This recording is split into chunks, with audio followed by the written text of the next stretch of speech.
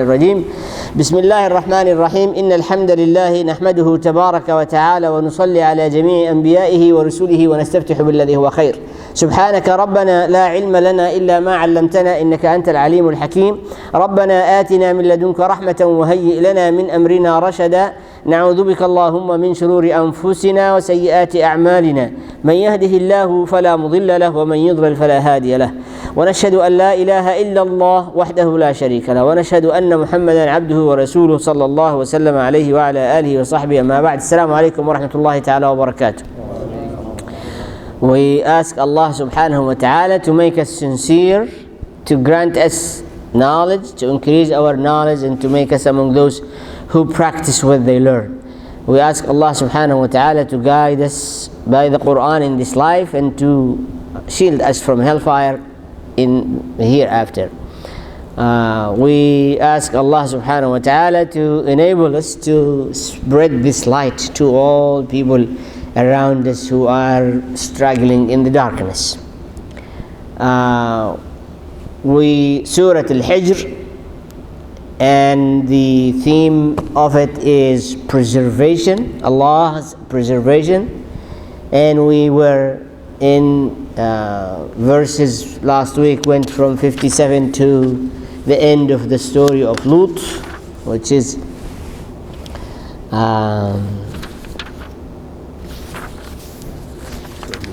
79. And in basic summary, this story has been repeated many times. It's here we are taking it in this way. Some other time we'll take another dimension of it. We're taking it within the concept of the surah. So the story of the angels coming to Ibrahim alayhi salatu wasalam and giving him the news that he is going to have children, and at the same time going to Lut alayhi salatu wasalam and telling him, take the believers and move yourself away. We are going to uproot these people who are committing this sin that people of Lut used to. So these two together, that Ibrahim alayhi salatu wasalam was thinking his journey is going to be over without achieving his goal and his mission and vision. He's getting old, his wife is old, and there was no really significant change in the mind of the people to listen to his message. So as if he think that he is coming to dead end, his life is going to be finished and no one is going to continue follow on his path. At the same time, Lut alayhi salatu wasalam over there was, by and large, his people basically they went after their lust and they put restriction on Lut. What can he do? What cannot he do? Instead of he was able to change or guide them or revive them or bring the sense of morality to them, they were, just as Allah subhanahu wa ta'ala said, they were intoxicated to the point that out of control, imposing on the Prophet alayhi salatu wasalam Lut regulations and rules, what he can, what he cannot, and to leave them alone. So this is also seems to me like Lut also coming to dead end. So here Ibrahim, he is coming to this dead end, and here Lut is coming to dead end. The story showing us how Allah preserved his deen and the believers. In regard to Ibrahim alayhi salatu wasalam, Allah has given him children that are of ilm and righteousness to continue his da'wah. Ismail, Isaac and Jacob. And that is guaranteed that whatever mission Ibrahim was trying to pursue is going totally to be established and also continue to the end of life. Think of this. Ibrahim thinking this is the end of his mission in life. Allah said, now I am going to open the door for you, where your mission through your children is going to continue to the end of life, not to the end of your life, to the end of life of humanity. So that is how the preservation of the mission of Ibrahim, given him children who are righteous, wise, and have knowledge, and also has the help and facility from Allah to, with no doubt, to make the dream of Ibrahim reality.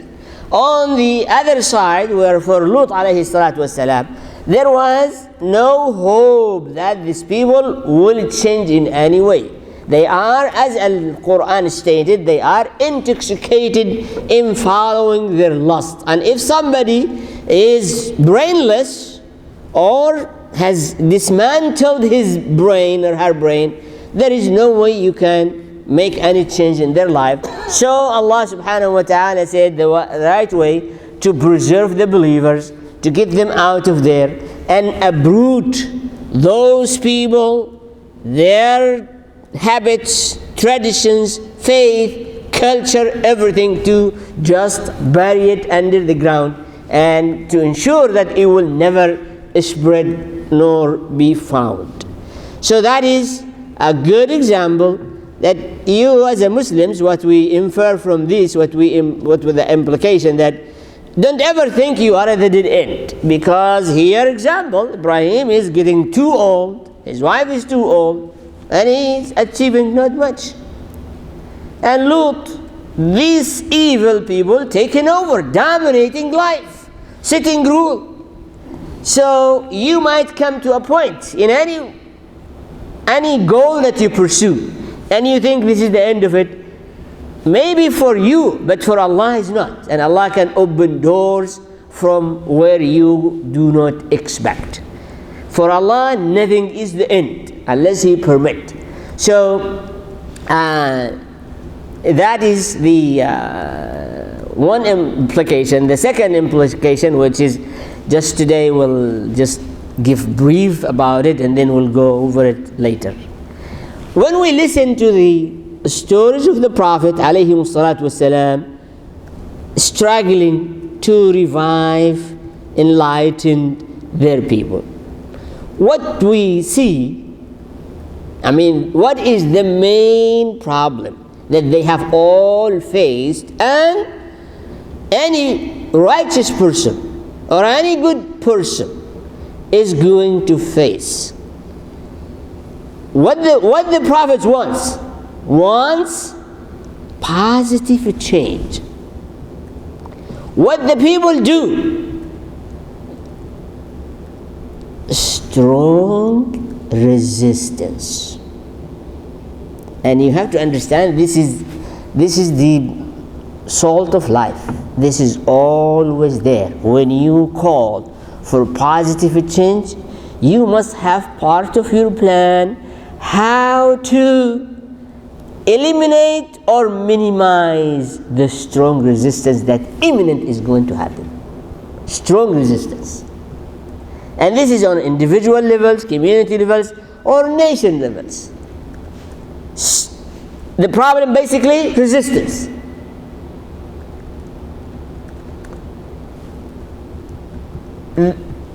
They don't see they are resisting. They see it's natural for them.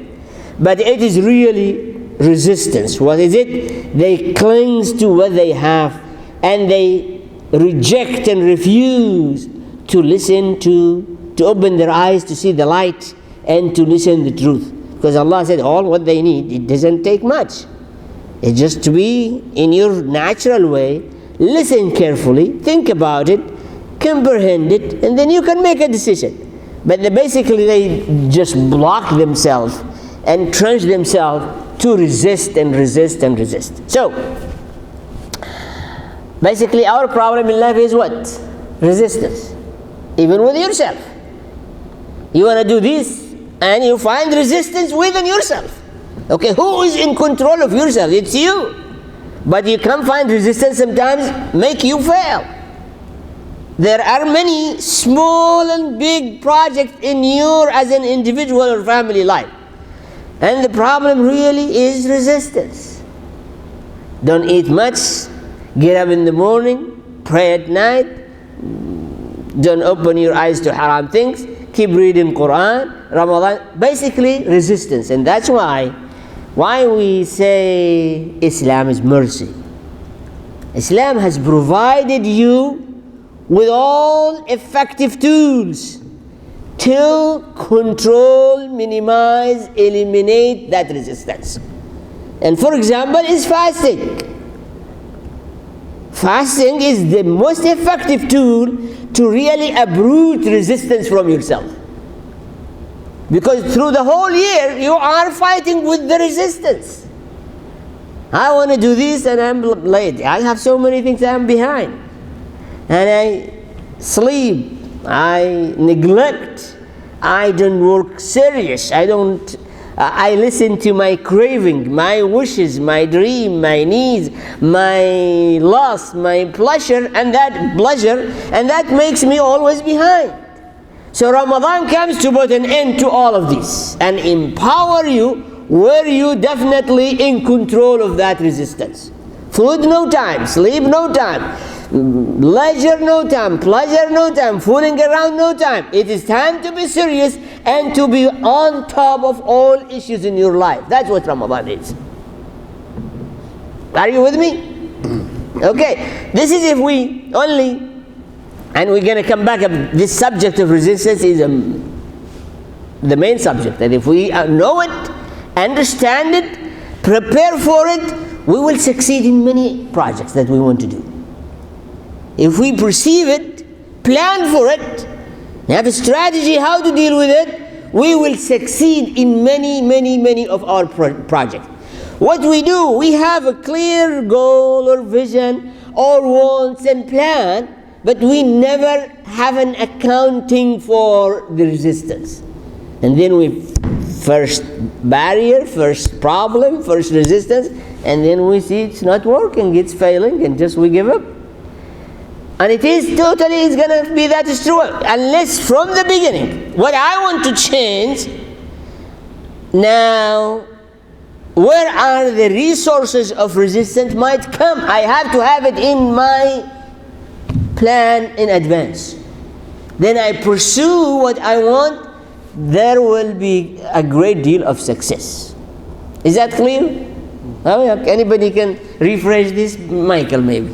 Because this is make all stories of prophets. This is what is the problem.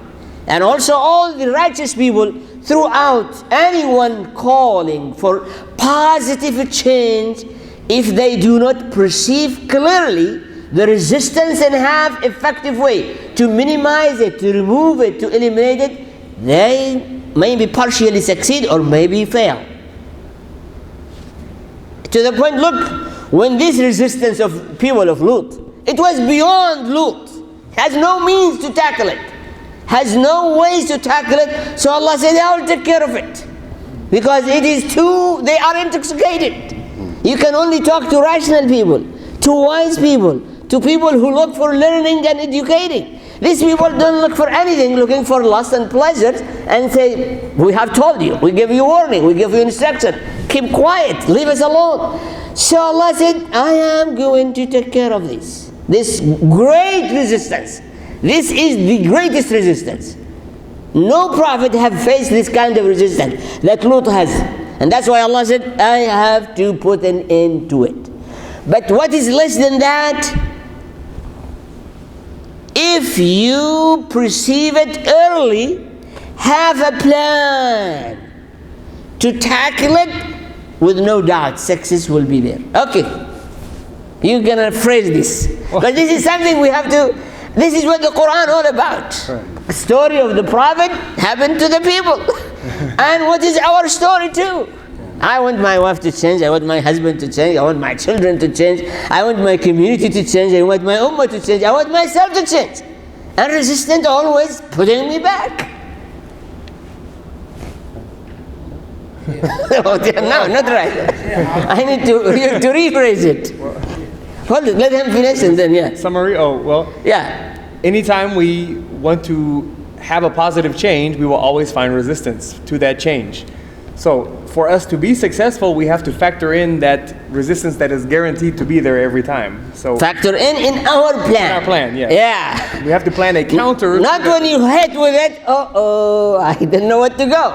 In advance. Right. Sheikh, today I'm supposed to go, see my mother. I came here and I learned a very important thing from you and from Allah subhanahu wa ta'ala. Like we have a problem in America, lust, or gay, and I get so upset I turn off the TV. I gave up. I can't do it. But right now I found out. Don't worry, astaghfirullah, and Allah subhanahu wa ta'ala has a solution, because that's the way it is. You understand what I mean? Whatever is going on, is beyond my control. So who's got the solution? Allah subhanahu wa ta'ala. Okay, good one. See, in this case, that is whatever the case of S square they call it. Same-sex marriage. So we'll say it S square. Okay, that's this issue, we have to follow Lut. And if we come to a dead end, we don't have to worry. Allah is there. Sheikh, there is a delay in Allah subhanahu wa ta'ala, but if the decision will come imminent. Exactly. And it will come such a way, you're gonna. So we should never ever despair nor surrender. Do not disappoint. Because we're going to say, oh, well, Supreme Court, I better surrender. No way. Okay? You pray. Keep working. All right. Now, as I said today, the class is going to be all hot potatoes. So, now, when we start the story of people of Al-Hijr, we are going, that is verse 80. Well, this, what I told you, it is basically in verse 77, 78, 79. That's what Allah said. This example I did for Lut is valid for any people come to the same point of Lut. Okay? وإنها فانتقمنا منهم وإنهما لبإمام مبين إن في ذلك لآية للمؤمنين وإن كان أصحاب الأيكة لظالمين فانتقمنا منهم وإنهما both لبإمام مبين means the people of Lut and أصحاب الأيكة. Okay, if you can just maybe read the translation of the last maybe 76 and to the 79 and 80. And verily, they, the cities, were right on the highway from Mecca to Syria, the place where the Dead Sea is now. Surely therein is indeed a sign for the believers. And the dwellers of the wood, the people of Midian, to whom the prophet Shu'aib was sent, alayhi salam, was sent by Allah, were also Zalimun, polytheists and wrongdoers. So we, Allah, took vengeance on them. They are both on an open highway, plain to see. And verily the dwellers of Hijr, the rocky track, denied the messengers. Okay, now we are going to start the people of Al-Hijr. And we said Hijr means many things, but here being connected to the Hajar, where the house is a rock.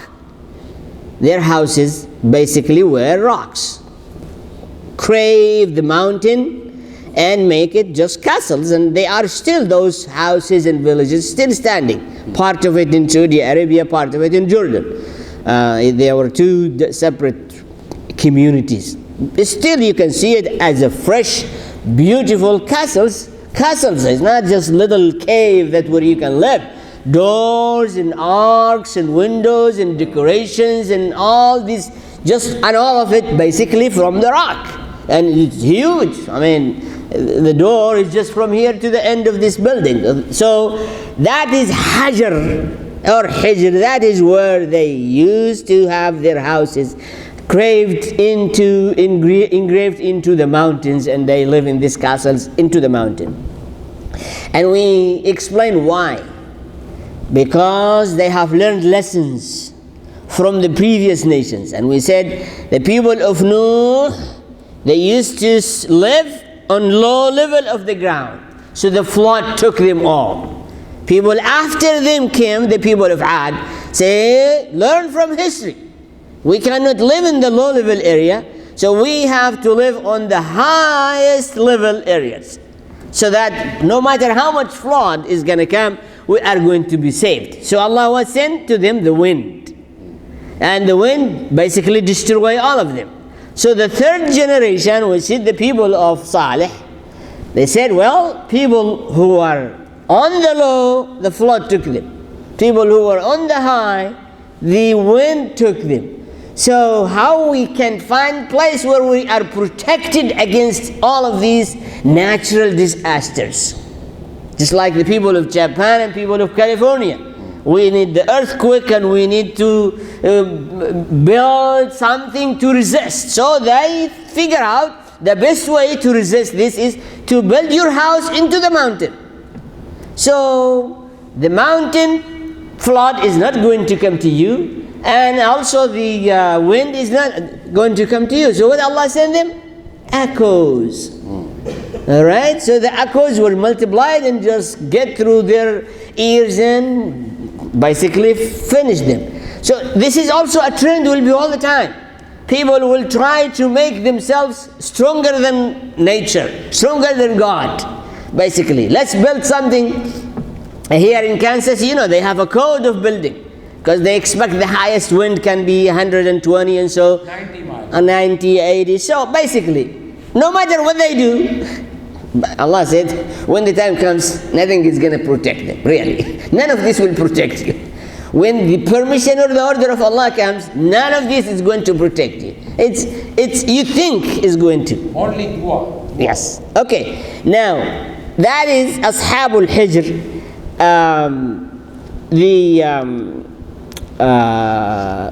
First of all, Allah said, Ashabul Hijr وَلَقَدْ كَذَّبَ أَصْحَابُ الْحِجْرِ الْمُرْسَلِينَ.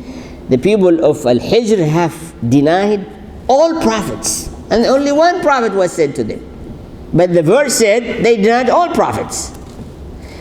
To tell us, if you deny one prophet, you deny all of them. Okay? You are not a Muslim. You are not a believer if you deny one of the prophets. And that's why what we say, آمن الرسول بما أنزل إليه من ربه والمؤمنون كل آمن بالله وملائكته. You must believe in all angels and in all prophets. If you deny one of them, you deny all of them. In another meaning also, they have, as we said, learned from the people of Nuh and the people of Ad. And so instead of taking the issue why the people of Nuh was drowned, it is Allah, let's repent. No, it is natural disaster. We are going to build something to resist it. And instead of learning from the people of Ad why the wind took them out and it is the punishments of Allah, they didn't take that. They took, okay, how we can make something to resist and protect us from both of them. So as if they really denied those prophets, that they came and really this problem happened to them because the people rejected them. It is a punishment of Allah. It's not natural, is so mad and angry at us and aggressive against us. Alright? So that is also the other meaning why Allah said, these people have denied all prophets. Now, the other issue is when, as we know from the hadith, that when the Prophet ﷺ went through their dwellings, these people of Al-Hijr, he gave instructions to the Sahaba.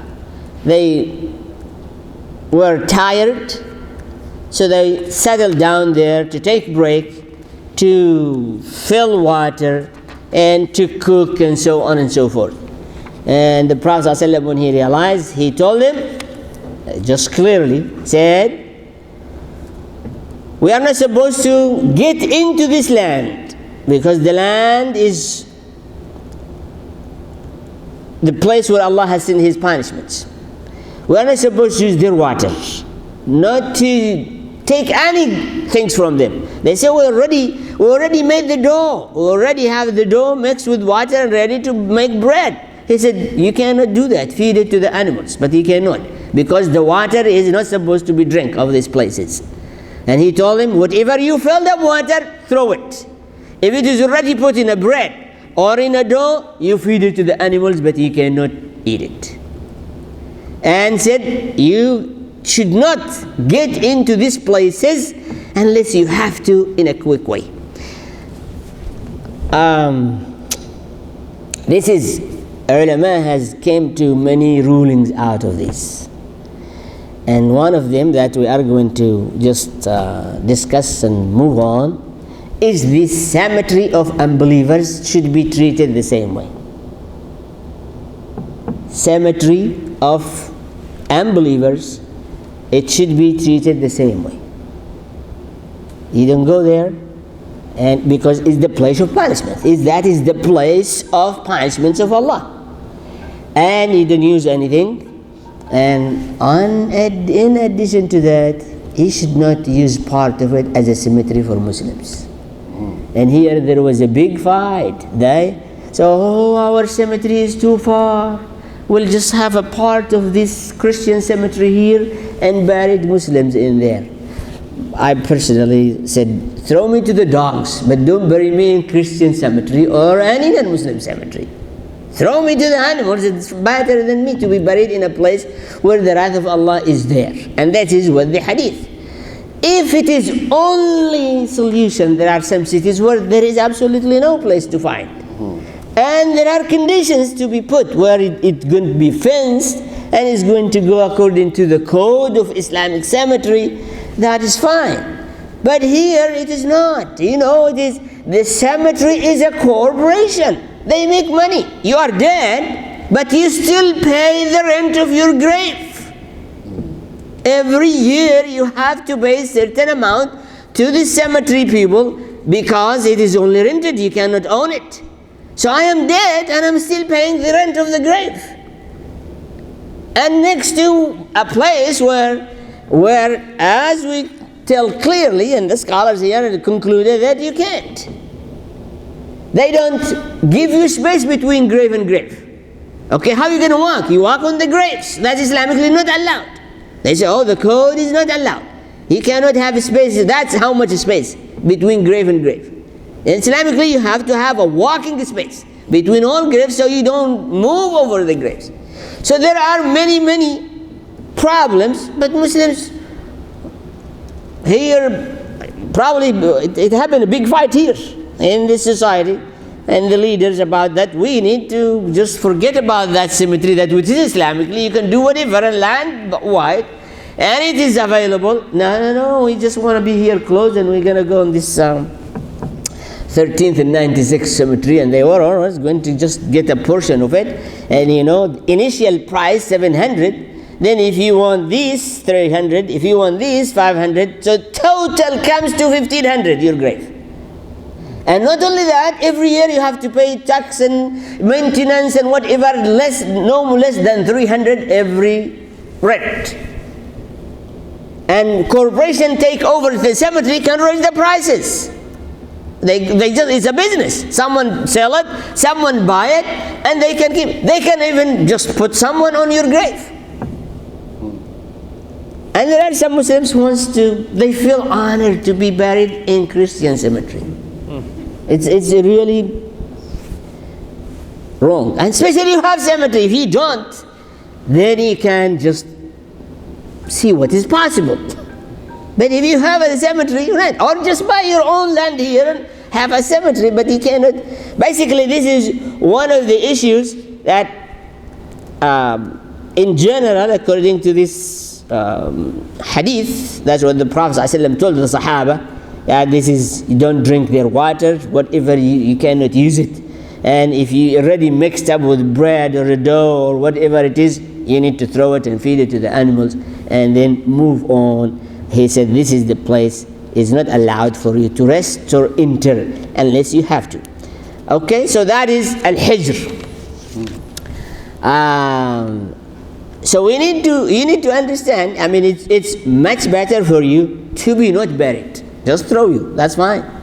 than to be buried in a place where it is not allowed, where the Prophet said don't.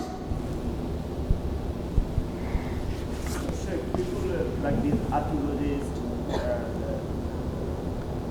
they go there, dig, find out the history, so they should not go there. Okay, now archaeologists, where they go to ancient cemetery to find something. There is a clear difference between an old cemetery and a cemetery that is still fresh. If it is very old cemetery, very old, it's okay for the scientists to go and search if there is something that they're going to learn.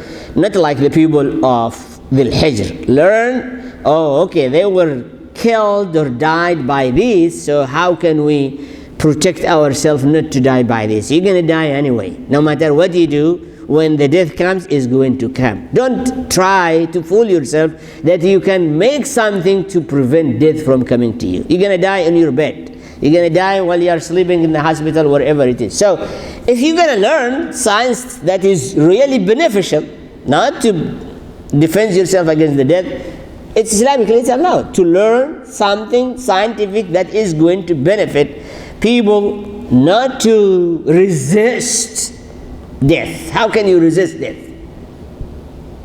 Well, we do resist death. That is, resistance is really the main focus and business of today, resisting death.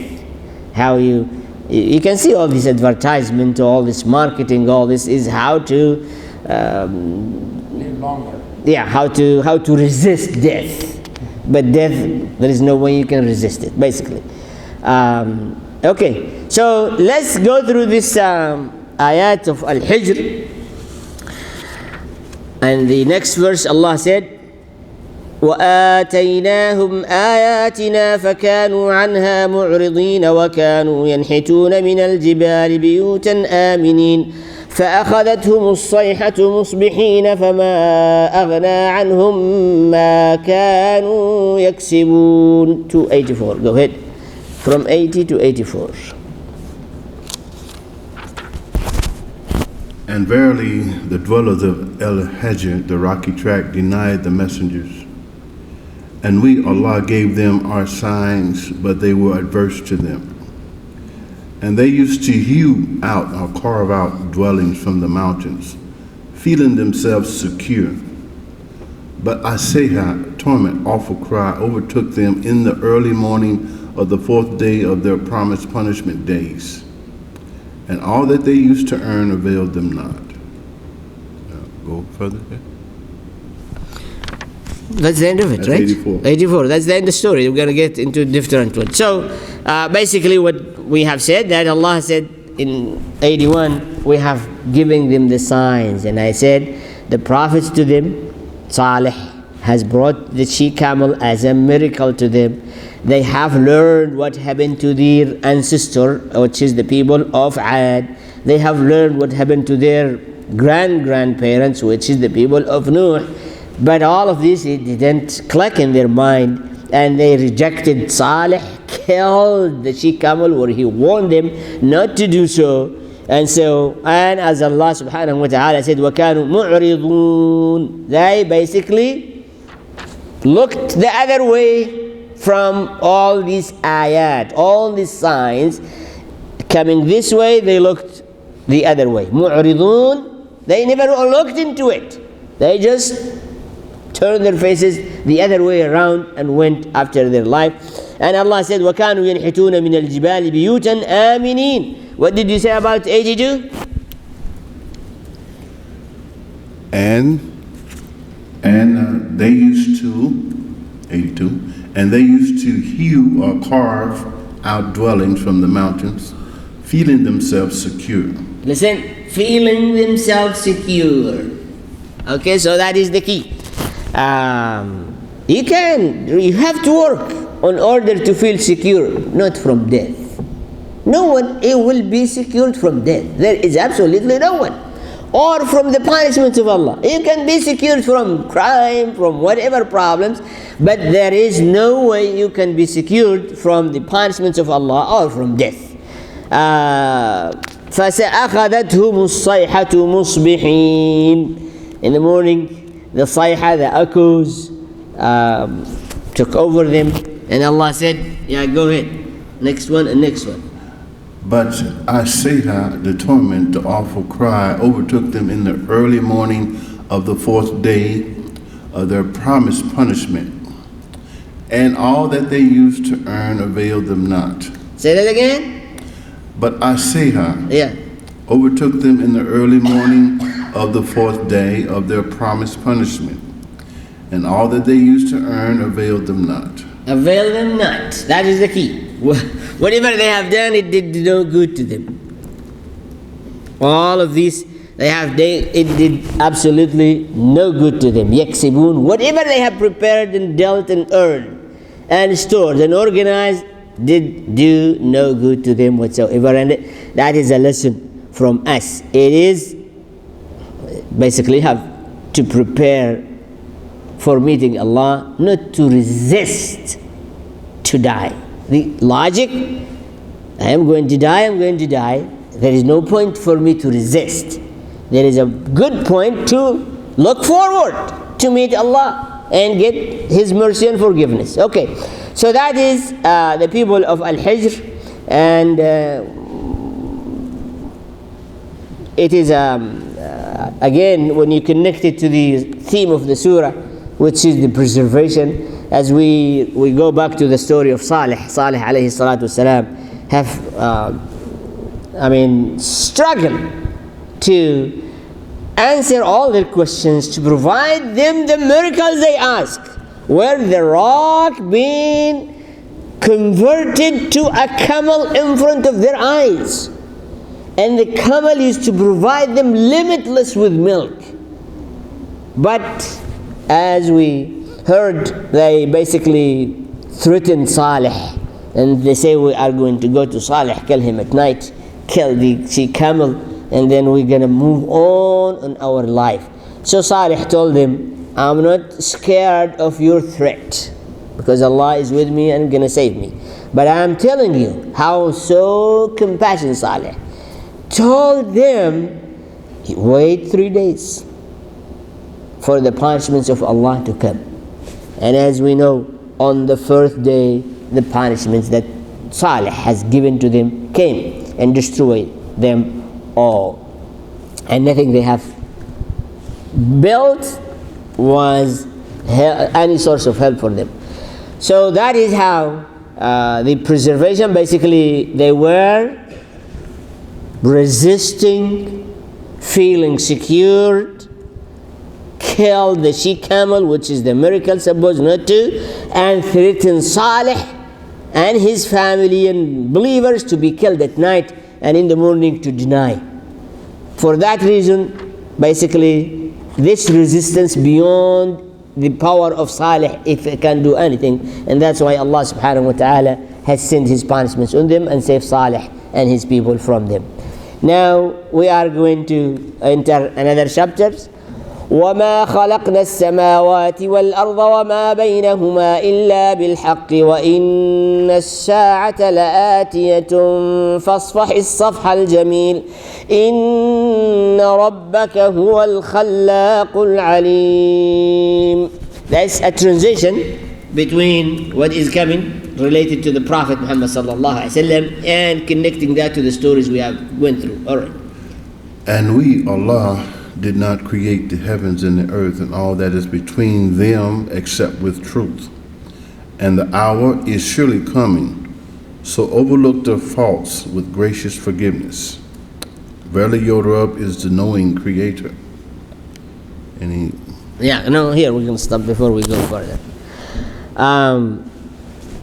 This verse is hard to deal with because, we have resistance.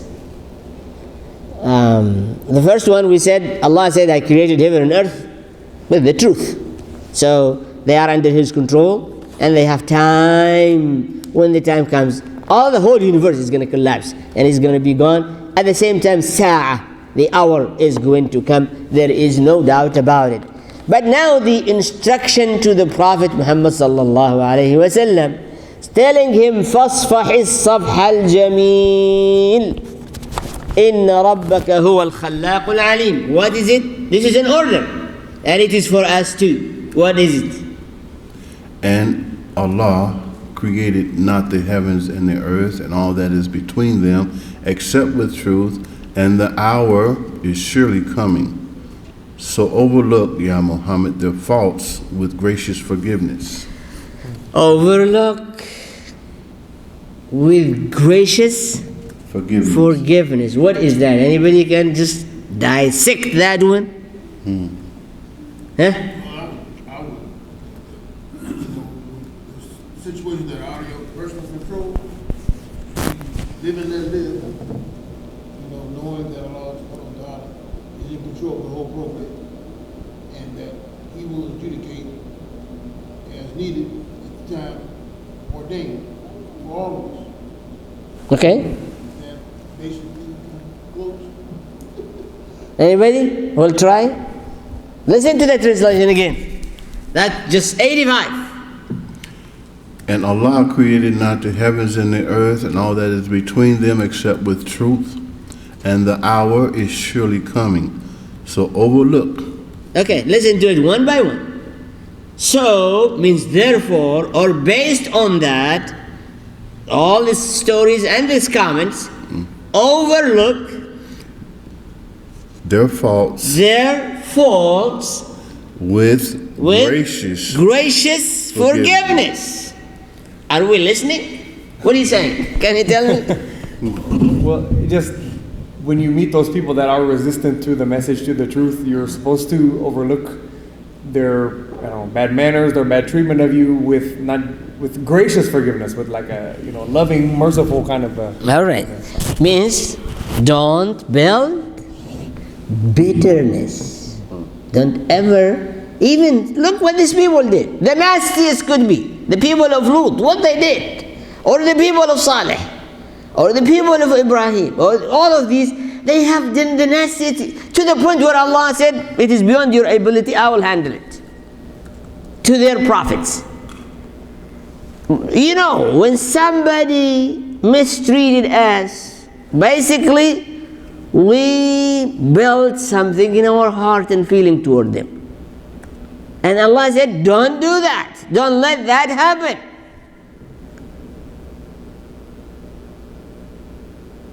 Safha. Basically from Safha. Safha is plain page. That's what Safha. Plain page. Overlooked their fault, resistance, crookedness, evilness, overlooked at it with a plain page. Gracious, beautiful forgiveness. Don't take it an issue. Leave it. This is the issue with Allah, not for you. These issues is not directed to you. It is directed to Him, and He is going to take care of it. Don't take it as a personal. And this is we Muslims, that's what sometimes we do, we take it personal. It is not. It is their issue with Allah. It's not with us. We have nothing to do with it. So Sheikh, when do you take it personal? Huh? When do you take it personal? You're supposed not to ever take anything like this personal. Sheikh, suppose somebody say, I don't believe in la ilaha illallah, don't take it personal. This is an issue between them and Allah. You are only, as we said, you are only a source of light. If somebody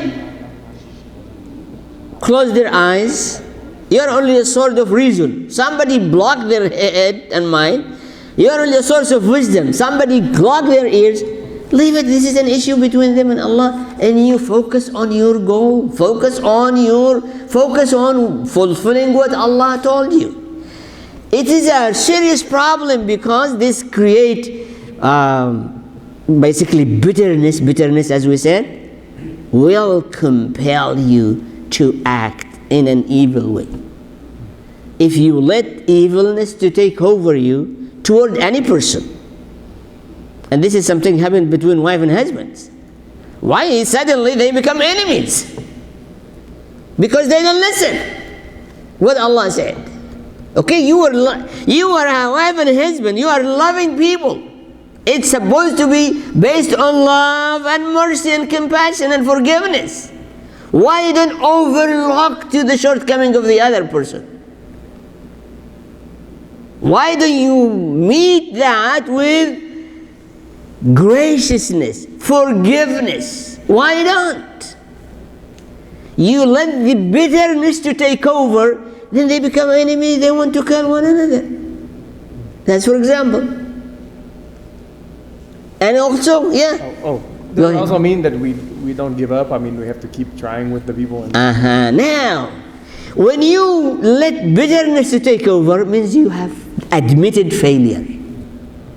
Really. When you become angry and you only think of revenge and hatred, you admit definitely you failed.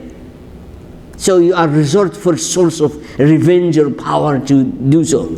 But if you do not see yourself failed, then you will stay hopeful.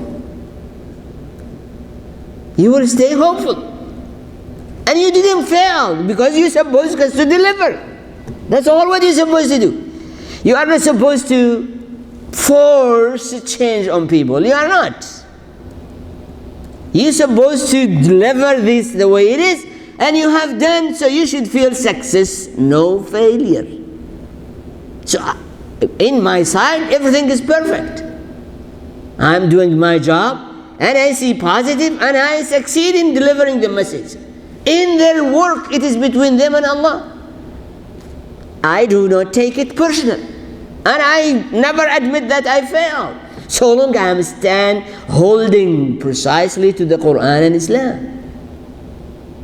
You know, Sheikh, then you tell me how I should handle the situation when somebody tells me I believe Jesus is the Son of God. That really, that's what you do. So if says Jesus is Son of God, or there is no God, فاصفح الصفح الجميل. Overlook to these. As Allah said, there are problems. He said, if somebody is intoxicated and say a bad word, what do you think? You put in the jail in Tafseer, he's drunk, put him in the jail. Yeah, fine, but I mean he's drunk and he said bad word. You get angry from the bad word, then you start fighting a crazy person. You're crazy too. Okay? He's crazy. Why you fight crazy? Right, that's what he said. What is it? Let the law take over. Okay? You put him in jail. Well, the law of Allah will take over. It's greater, the law of Allah is greater than any other law. So call on him, 911 up there, not this one. But you say astaghfirullah, right? Alright, yes, you can say astaghfirullah, but basically, don't take it In your personal. Don't take it in your heart. Don't take it against they did evil. They are bad. They have done all of this. Don't take it inside you. That's Allah said. Well, okay, brother Idris, read 85. Come here. Ta'al. Read 85. This word from Allah is from me. Alright? This is 85. Allah what he said. To all of us. And he said in regard to what? In what context? To the people of Lut, what did they do?